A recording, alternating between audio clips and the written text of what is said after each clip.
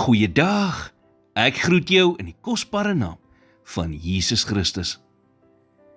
Spreuke 20 vers 7 sê, wie in sy regskaapenheid wandel as 'n regverdige, gelukkig is sy kinders na hom.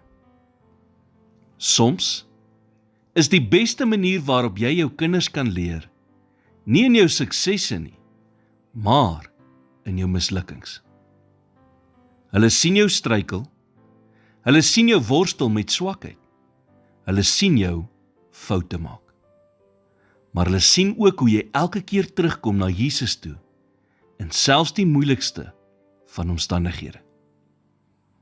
Daardie volharding preek harder as enige woorde wat jy ooit kan sê. Dit mag dalk vir jou voel asof jou tekortkominge jou diskwalifiseer. Maar wanneer jou kinders jou sien val en weer opstaan, leer hulle dat mislukking nie finaal is wanneer jy draai na Jesus toe nie.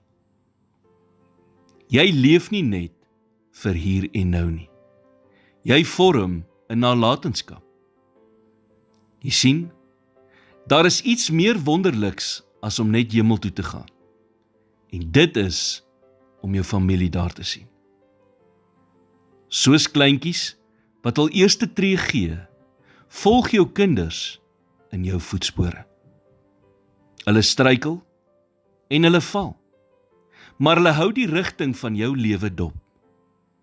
En elke keuse wat jy maak, laat jy 'n spoor na vir hulle om te volg.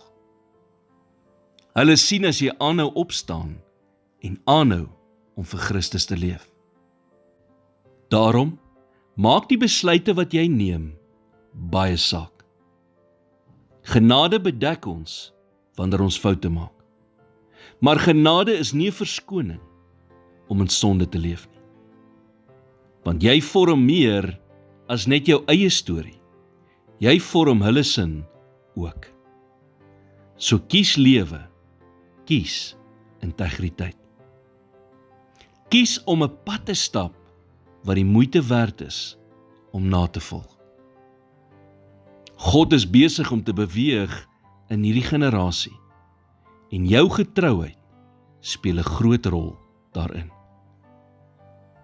Here, dankie dat U selfs in my mislukkings my genade gee om weer op te staan. Leer my om in integriteit te wandel, sodat my kinders na my geseën kan wees. Laat my lewe duidelike voetspore agterlaat, wat mense by U sal uitbring. In Jesus naam bid ek dit. Amen.